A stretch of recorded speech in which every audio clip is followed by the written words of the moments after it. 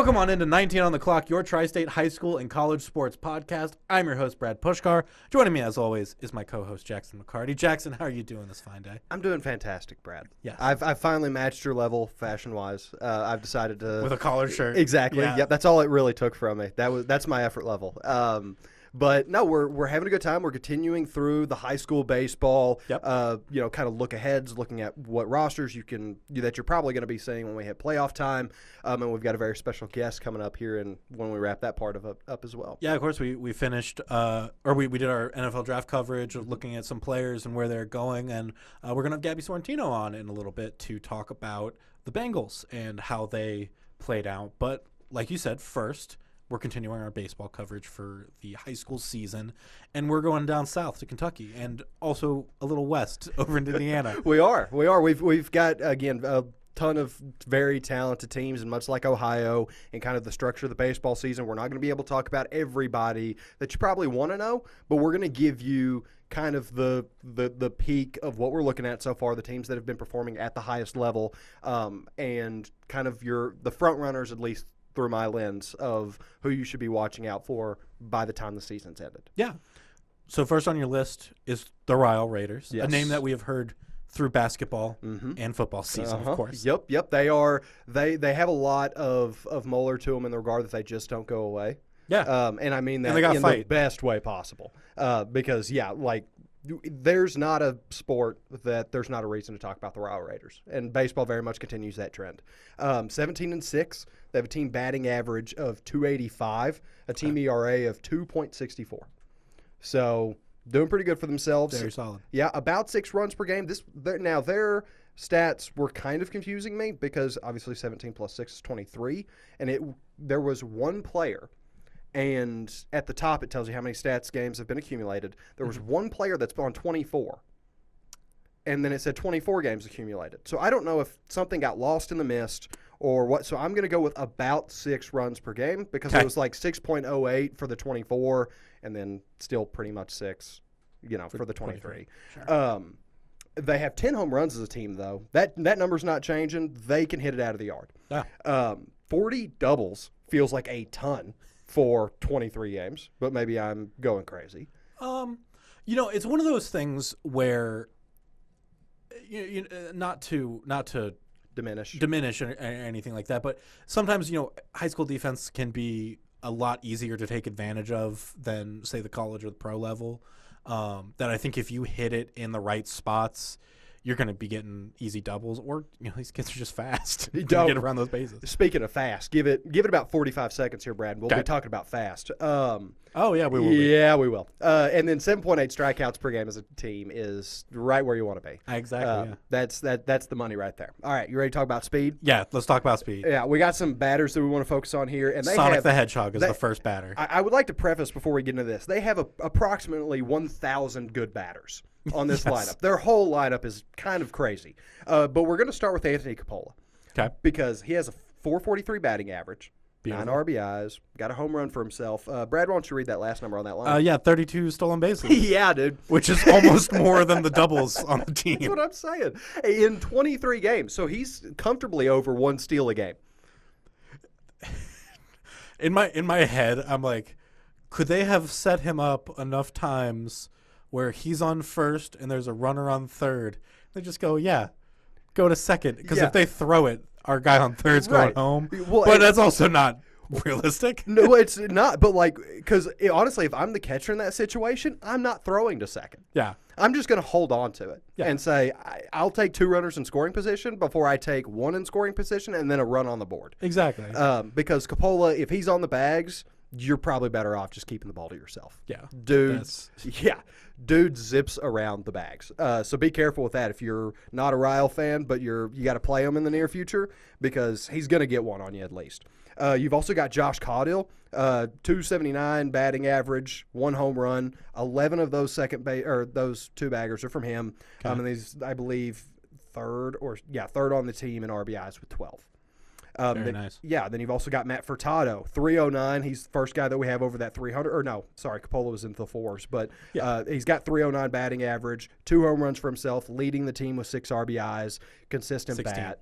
What I say? You said 6. 16, yes. Yes. Yeah, 16 RBIs. And then I'm not going to go into the stats for all of the batters, but Yeah. you do have Zayden Hughes, you've got Dylan McIntyre, Ollie Morris, Lucas Sanders. It's like, okay, so those 4, the 3 head, that is 7 guys that I was trying to pick between of their 9-man lineup to talk about who their best bats are. And this might not even be the most accurate representation, and it's almost certainly not going to be the most accurate representation on any given night because they get hot at different times. They have their success. They fluctuate really well, and it's very much a next man up situation where you could feasibly put like 5 of these dudes like in the 3 hole and feel pretty good about yourself. That it's kind of like it's kind of almost like saying you have 4 really good shooters on a basketball team. Yeah, and they're not only just good shooters, but they great. can also do extra stuff outside of it too. And it's just oh yeah, you're just gonna make offense happen. Yeah. If I came onto this podcast when we were in peak basketball season, and I said this team has 7 guys averaging 10 or more points, you'd say research it again. You'd say, run the numbers again. I need a recount. I'd say, I don't know how those stats work. Exactly. You need to make sure that that's real. Yeah, and one of them has 12 steals a game. Yeah. Because Capola's there. And so, it's this insane lineup that they have that's partnered with some really good pitching. Yeah. We already mentioned that the 2.64 ERA as a team is right there. And we do get to put a little focus on Dylan McIntyre. I mentioned him for the batting, but as a pitcher, 30 innings, 4-0.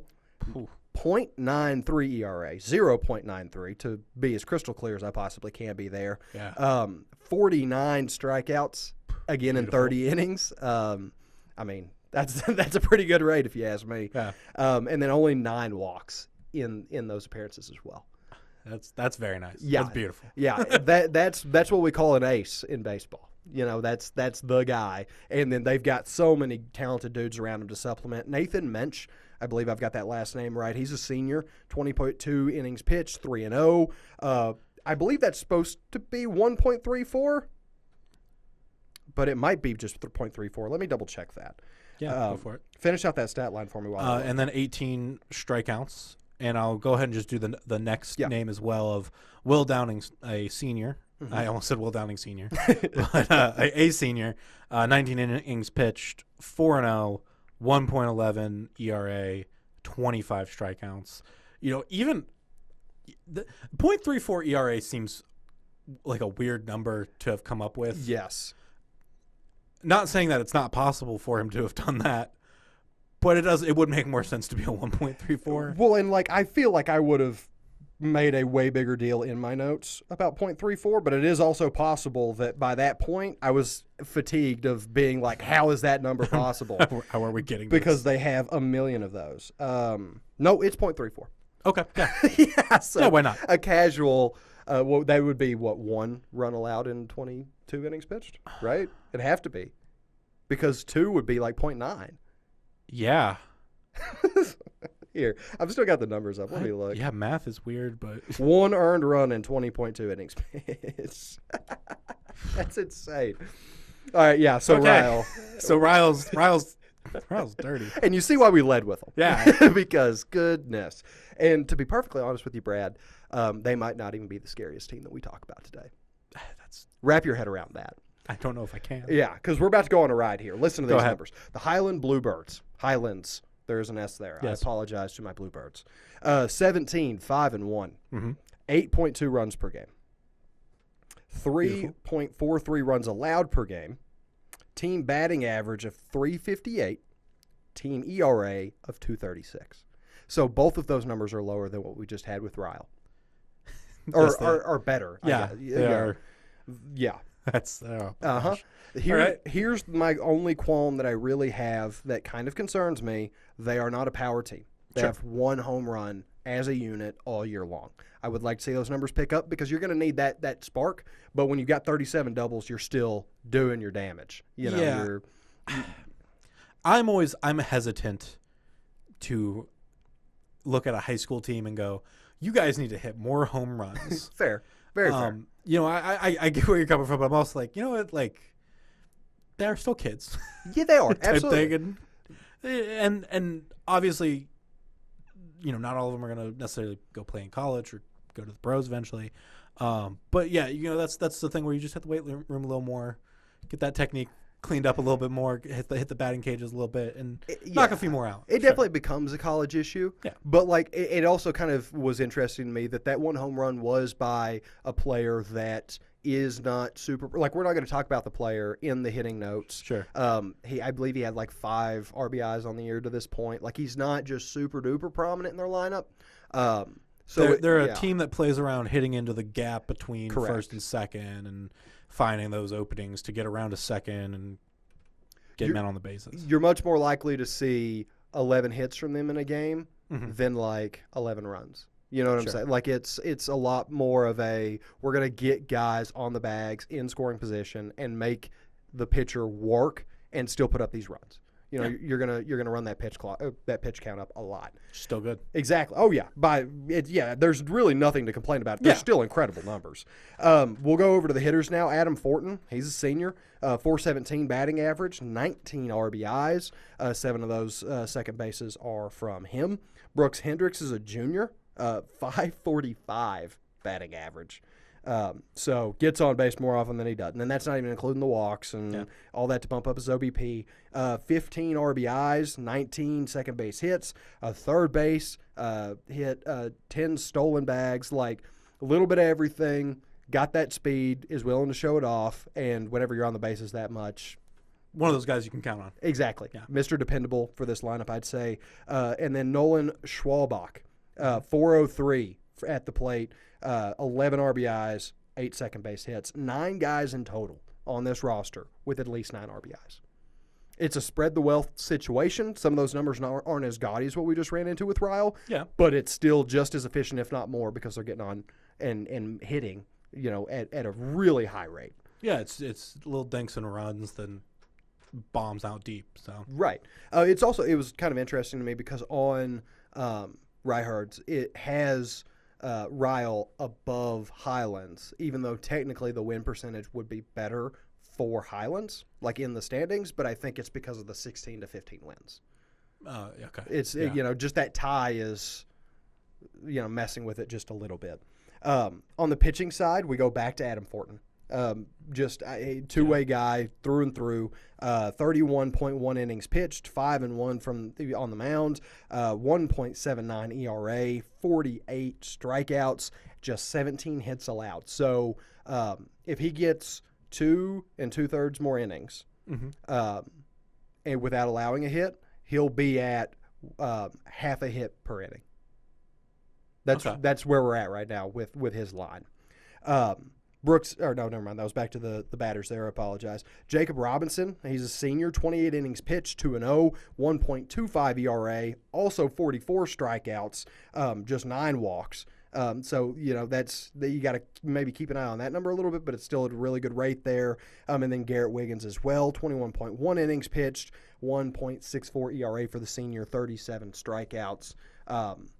It's a hard 1-2-3 punch to get around. Yeah.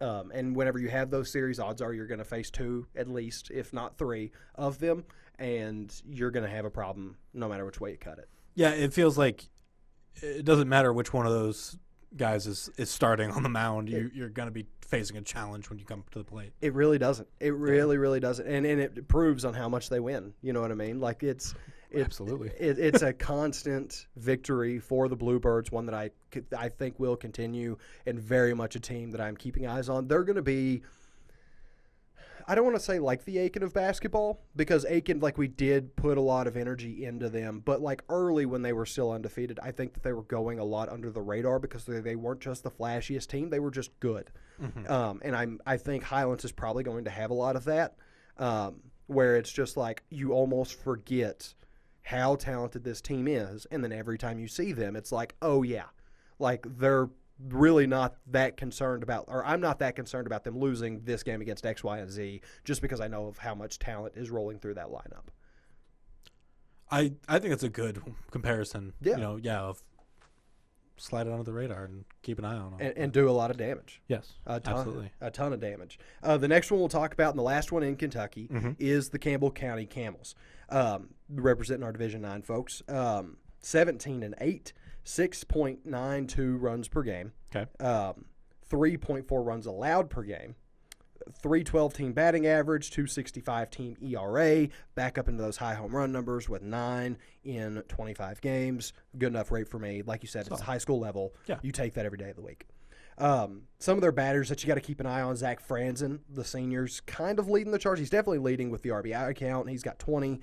He's almost at 300 at the plate, 2 home runs, 2 third bases, 15 stolen bags. Again, kind of like we were talking about with Brooks Hendricks, 4 Highlands, Mr. Dependable. You can pretty much trust him. He's going to drive the guy in if he's in position to do so. You've also got Carson Clark, very talented player, 427, 2 home runs himself, 17 RBIs, and 22 stolen bases. Mm-hmm. So those numbers just keep on keeping on. Yeah. Yep. And as a team, I think they were in like the 40s or 50s as stolen bases. It was a lot. Yeah. There's only 37 of them. Right. Those 2 guys. Literally.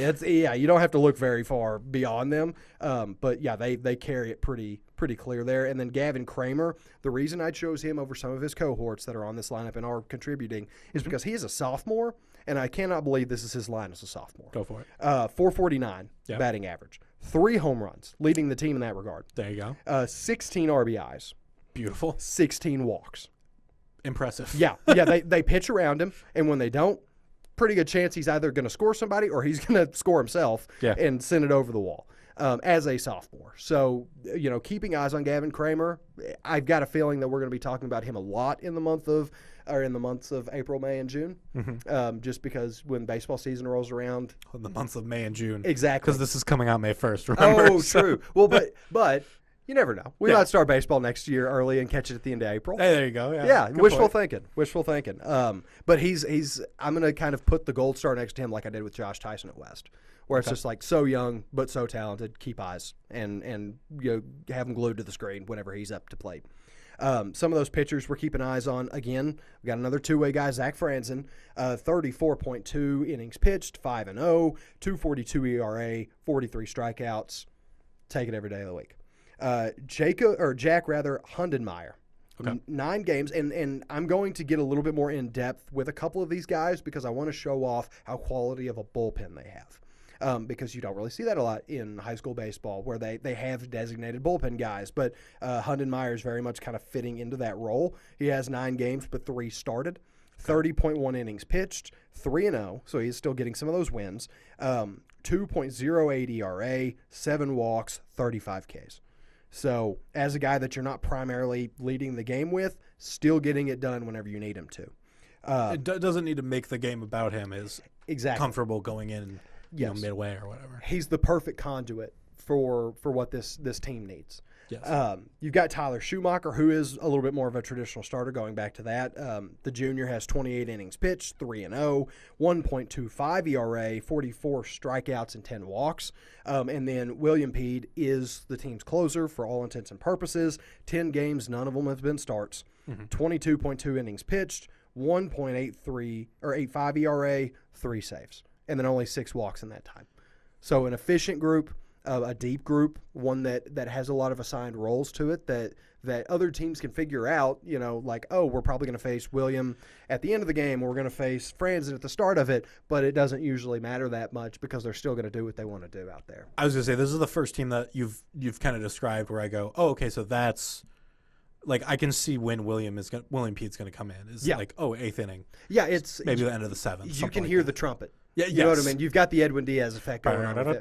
Yep. Hey, be careful. I don't want to do a music sheet. It was 2 seconds. It's fine. Okay, good. We preserved it, guys. Don't worry. And then we'll make our trip over to Indiana now. Yeah.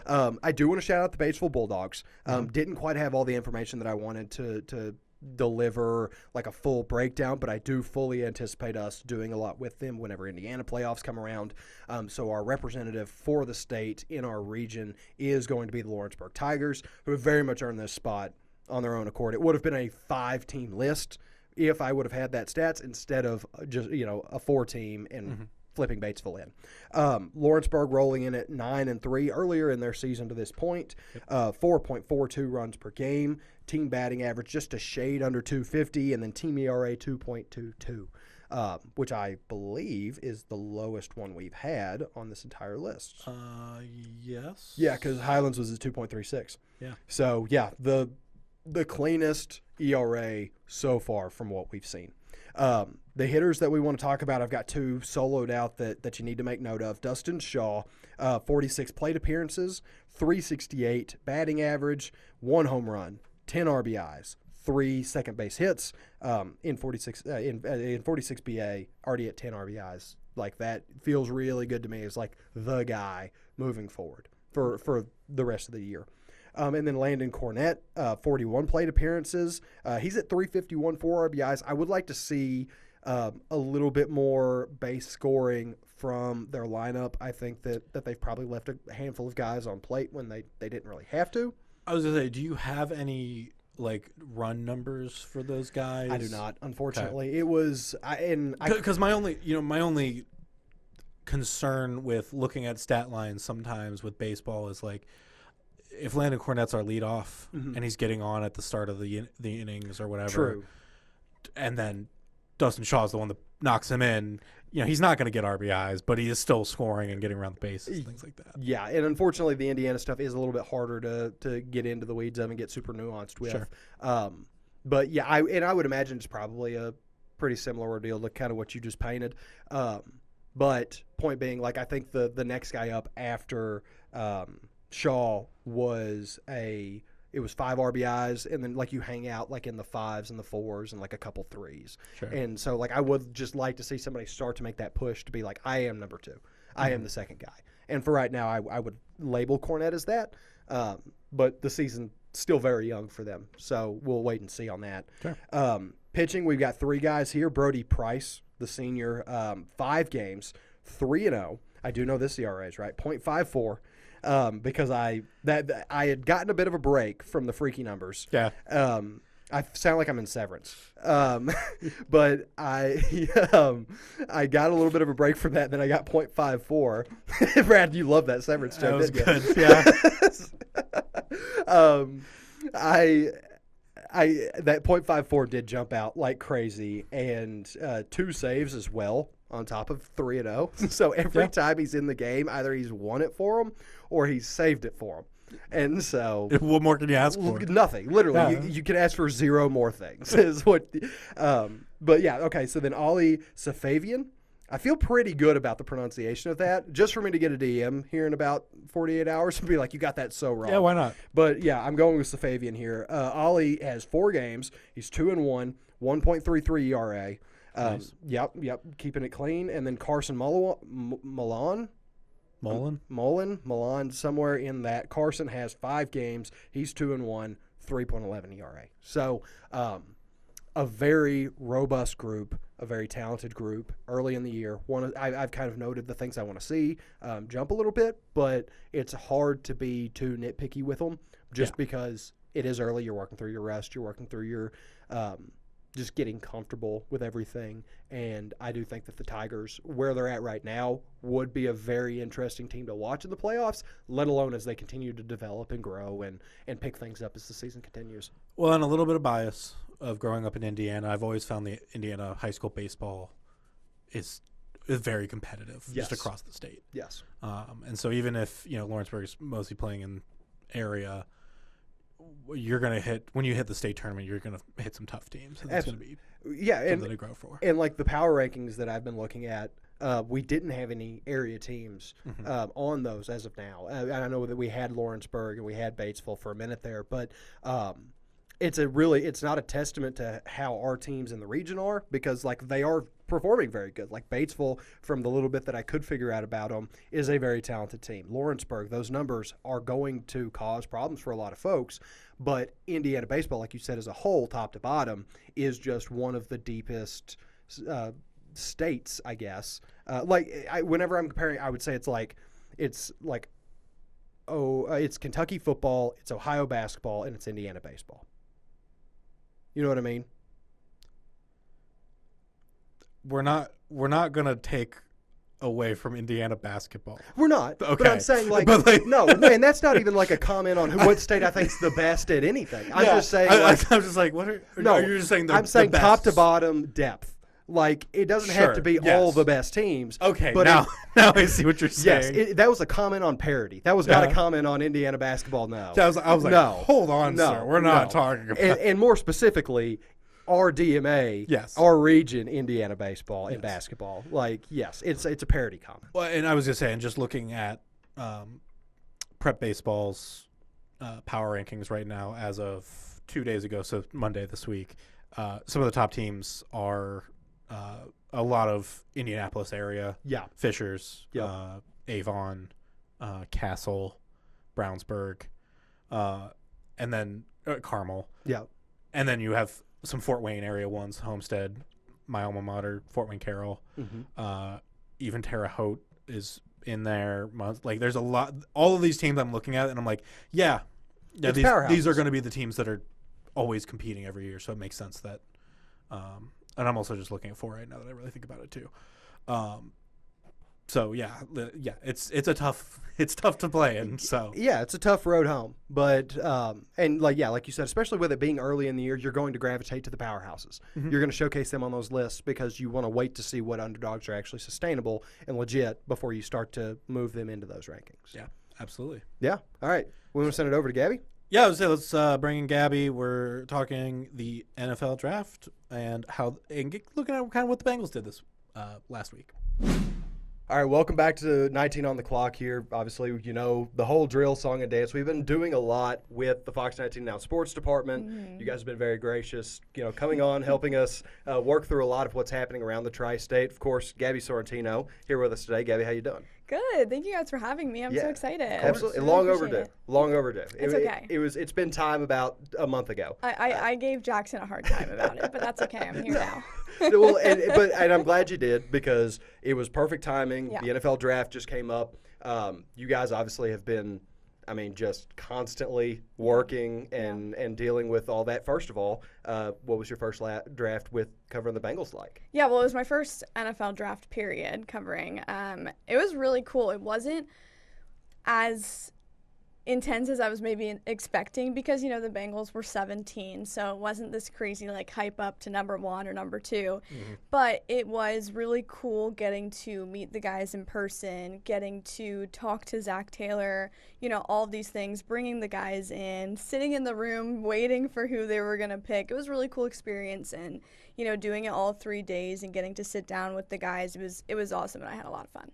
Yeah, I think the part that kind of fascinates me, especially on your side of the world, is you're going to get to follow these folks for really as long as they're in town and you're in town, and you kind of got to be at the epicenter of how that story starts. Yeah. So that connection, I guess, that if Shamar Stewart, who believe me we'll be talking about plenty, but if he becomes the next great edge for the Bengals, you were there on the ground floor whenever he first became there. So it's kind of neat. Yeah. So I guess that's where we can start, right? Okay. You were in the room when they made that first announcement. What was your immediate reaction to the news? How do you feel they did there? I was surprised. Yeah. I think a lot of people were very surprised with that pick, with the guys that were still left on the board and the needs for the Bengals. Of course, they needed an edge, and they got an edge, but it felt like they could have gone a different direction. Jahad Campbell was still on the board. Derek Harmon was still on the board. There were these really, really top guys. Nothing to knock on Shamar Stewart because, yes, the production wasn't there throughout college. I think that he's very, very athletic. I think that he has the chance to really prove himself. I think that he's going to be a starter immediately.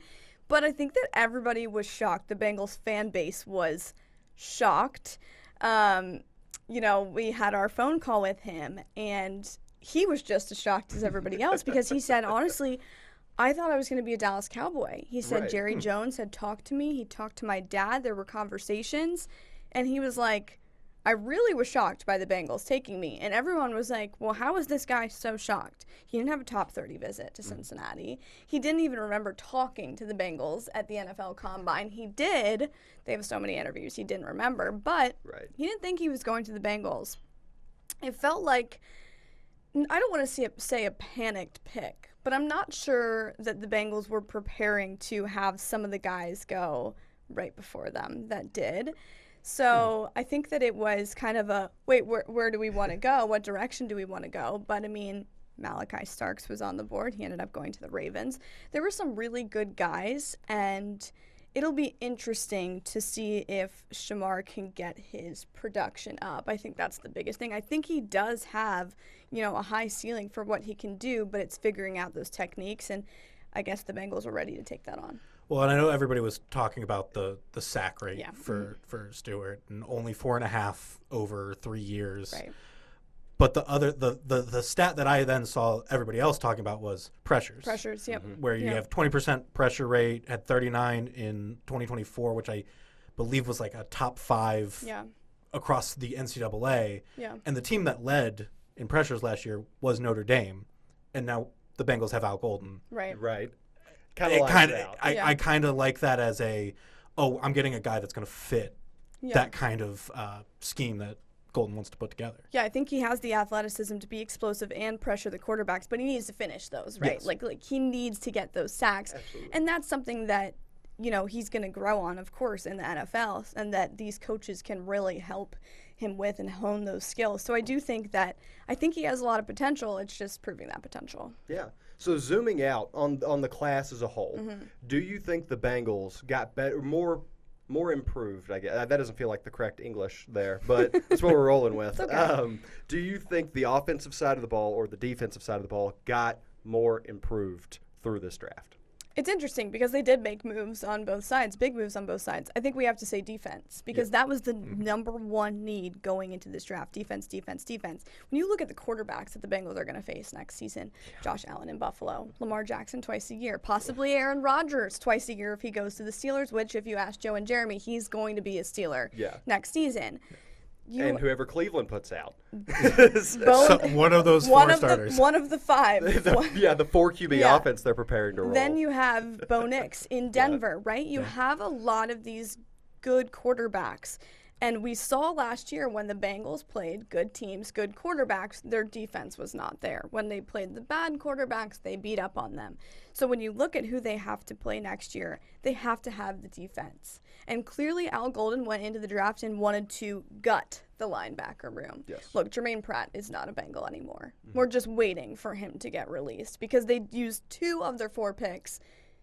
2 picks in 4 rounds to get a linebacker. He wanted that in this draft, and he got it. So it's going to be interesting, but I definitely think the defense got better.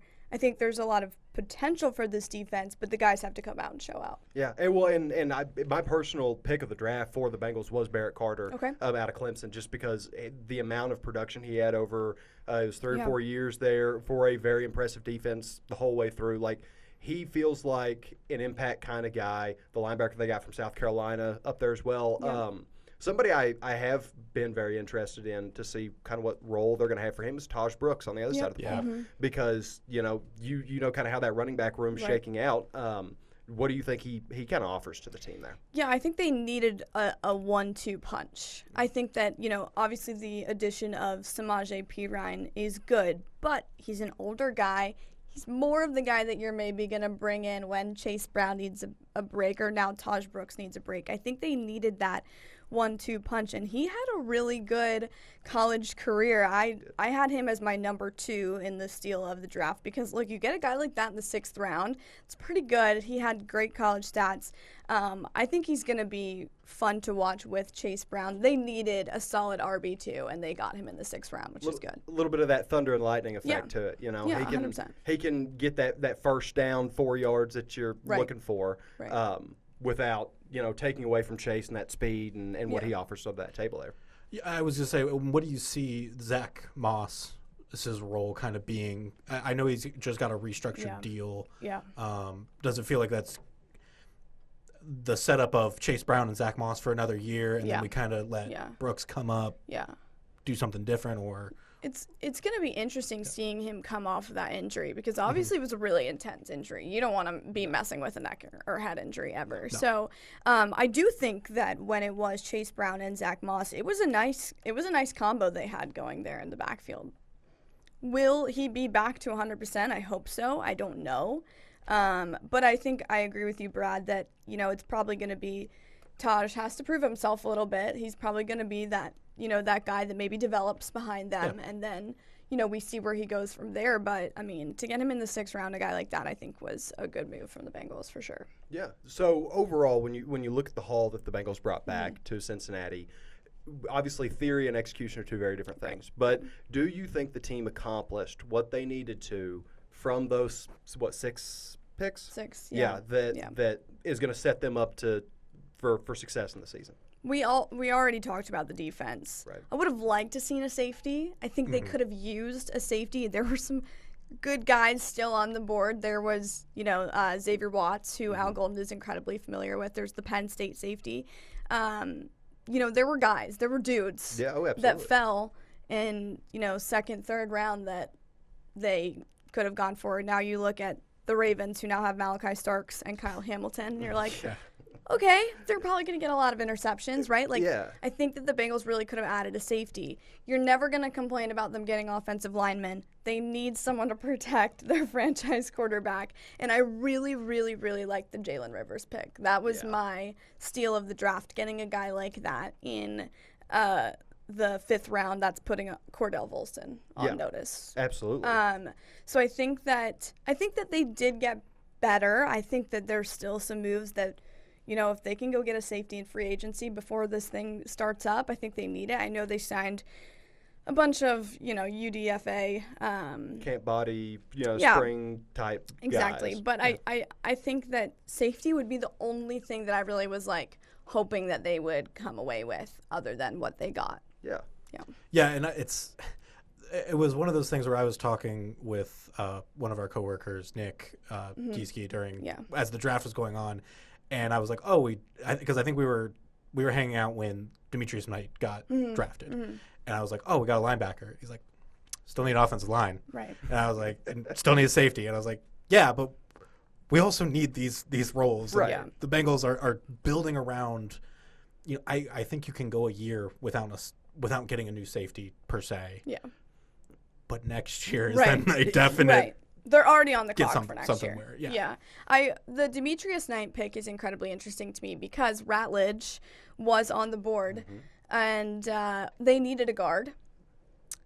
And not an offensive tackle that they want to move to guard. Right. Yeah. I think that pick kind of snowballed things for the Bengals because they don't get Ratledge there. Now we enter the 3rd round, and they're like, we need a guard.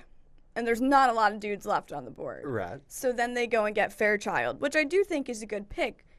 But you could have had Ratledge. And I think that he is a day 1 starter on this team. So I think that Demetrius Knight pick was interesting because I do think it snowballed a lot of things for the Bengals. Do you think that the Demetrius Knight pick is maybe where the most pressure is going to come from the Bengals on this? Or do you think just the Shamar production and making that match is kind of hard to top? I think I would put Demetrius as more pressure over Shamar. I think that he has a lot to prove. Look, he's 24 years old, about to be 25, played 6 years of college football, went from quarterback to linebacker, was only a starter for, 2 of those 6 years? Right. It's an interesting 2nd round pick, and I get it. Again, he's athletic. And one thing that the Bengals were looking for in this draft that I think they did a great job was character. They're not messing with any of the off-the-field stuff. They're not messing with guys that were injured, like Jahad Campbell. They're not messing with guys who had problems, like Mike Green. They took the character problems out. And I think that was really big, this Bengals draft, because now we're not worried about any of that stuff. As media, we didn't have to sit in that room and say, well, this guy had problems in college. Why would you pick him? Right. And I think we were all happy about that because who wants to talk about that? Yeah. Right? We want to talk about football. And so I do think that the Bengals really prioritized that this draft. So I understand that that's why they made some of the picks that they did. Yeah. But I do think that Demetrius, that pick, has a lot of pressure because, again, we just said there were dudes still on the board that would have exponentially made this draft for the Bengals an A+. Yeah. And they didn't pick them. They went with their gut. Yeah. Well, and we do know from, there were some questions about Jermaine Burton coming out. Yep. And obviously the Mixon video was not a fun topic in Cincinnati while he was still here. Right. We've seen that burn the team before. Yeah. And so them kind of adjusting away from that is nice to show that they are willing to pivot at least. Right. Well, like, I think back growing up of all of the different, especially in that like 2000s where it was just like Bengals player arrested, Pac-Man, Yeah. Pac-Man Jones, and you're just like, or Ocho doing whatever Ocho can't get does. a break. yeah, it Yeah. was just there. It felt like it felt like a joke at that point where it was just like, oh yeah, another Bengals player getting in trouble. Right. All right, well, it's Tuesday. Like, what's gonna happen tomorrow? Right. At least they were already wearing orange on the field. Kind of. Yeah. Yeah. Like. Yeah. They know orange is their color. But yeah, I like that as a lifelong Bengals fan of, we're gonna focus on culture as well. It's kind of like, it's just what to me, having guys like Joe and T and Jamar have built. Even Sam Hubbard, was a good local guy, and it just was like everyone wants to root for him, and Yeah. that's what you want is a bunch of guys you can root for. Yeah. And look at the teams that are successful right now. Like Buffalo, you don't really hear. I mean, Diggs was, kind of on his own island, Yeah. but that's no longer an issue. The Commanders are picking up good, and their whole thing is culture. Yeah. I don't want to say the Chiefs because Butker has kind of ruined the home cooking there, Yeah. but a lot of it is. If you have a good mindset in the locker room and everybody wants to be around each other, it translates. Yeah, 100%. And I'm sure Al Golden brought a lot of that mentality Yeah. too, because Notre Dame is such a culture-driven school, especially behind their head coach. Yeah. I think when you don't have to deal with all of that off the field stuff, you don't have to answer all of those questions. I think it makes life a lot easier to just be able to focus on football. And I think the Bengals did do a really good job of focusing on character and really drafting guys that they said, this guy is going to fit in with our culture, fit in with the locker room, is going to be a voice in the locker room, is going to be a leader. Look, yes, Demetrius played 6 years of college football. He's been there. He's done that. He was a captain at South Carolina. He's ready to walk into the locker room and be a leader and be a voice, even as a rookie. And I think that's really important because the Bengals don't have a lot of guys, especially with Sam Hubbard now retiring, that are that big, veteran voice on the team. So I think if the young guys can step in and bring something, I think that's important. And I really think that Zach Taylor, Al Golden, Dan Pitcher, I think they were really looking for that this draft. And I think they accomplished it. It's kind of like what the Reds have been doing this year, where get some guys that have some good voices, Right. that know what they're doing, and Yeah. help those rookies out. So. Well, and correct me if I'm wrong, but the only two immediate leaders that jumped to mind on the defensive side of stuff was Logan Wilson and Trey. Yep. And Trey is still a question mark right now. Yeah. So yeah, you're right. Yeah. Finding whoever can grab a hold of those reins is, especially with a first-year defensive coordinator. 100%. Lord knows how that's going to help them. Yeah. Yeah. Yeah. I totally agree. So you did mention that you thought a couple different steps in the draft could have made it be an A+. Do you have a grade for the Bengals for their draft this year? I think I'll say B-. Okay. A little above average, but a little below perfect. I think that there were guys that they could have added that would have made it an A+. Yeah. But I think that, I think every draft it's hard to grade it right away because you don't really know what these guys are going to be for 1-2 years. But I think that would be my immediate thought for this draft. There you go. And if you guys are just dying to hear more NFL draft coverage, we have so much more coming up from you guys. Tonight, the night that we drop this podcast, there will be a draft special, and then there will be another one on Saturday, both on Fox 19. Now, Gabby, what times? Because I get it mixed up. It's 11:35 on Thursday. And then it's 6:30. And then I believe it's Saturday. 6:30 on Saturday. Yeah. Yeah. I sit down one-on-one with Demetrius. Reagan sits down one-on-one with Dylan Fairchild, and then Joe sits down with the number one round pick, which is Shamar Stewart. Yeah, it's going to be a great time. Yeah, and looking again, forward to it. And if you can't watch it on our air, it'll also be on the sports app, and I'm sure on our YouTube and all that stuff. So plenty of places to find it, and it's always great content because these guys are a machine. Thank you. Absolutely. Gabby, thank you for joining us. Yeah, thank you guys so much for having me. Appreciate it. Well, thanks again to Gabby for coming on to talk about the NFL draft. Obviously, it'll be fun to keep an eye on how the Bengals picks play out and also seeing how our local guys play out, which I'm sure you and I will talk about as we get into the summer and the fall Caleb Johnson going to the Steelers and stuff like that. Yeah, and Kandra and Kiner and there's Yep. there's not going to be a lack of homegrown talent that we'll be keeping eyes on, continuing to bring that back to you guys, because even at the pro level, they do still tie into our local high school and college motif here. And we want to see those guys succeed. Absolutely. No matter what. So Absolutely. and thank you all Yes. for joining us this week again. If you've been watching, remember that we have an audio version. You can find it on Spotify, Amazon Podcasts, Apple Podcasts, wherever you get your podcasts. All of the podcast spaces. Take us on the go with you. Listen to us in your car. Yeah. If you like listening to us in your car and you want to watch sometimes, put it on at home. Remember, we're on the Fox 19 now Amazon Fire Stick app, Roku app, all of those different apps. We're also on the Fox 19 Sports app. And also the Fox 19 News app and the Fox 19 Now website, along with YouTube. We might be on the weather one as well. Hey, at at this point, they might throw us in there every now and then, or there's some weird tech thing that throws it on there. But as always, thank you all for watching us, and we'll see you again next week. Have a good one.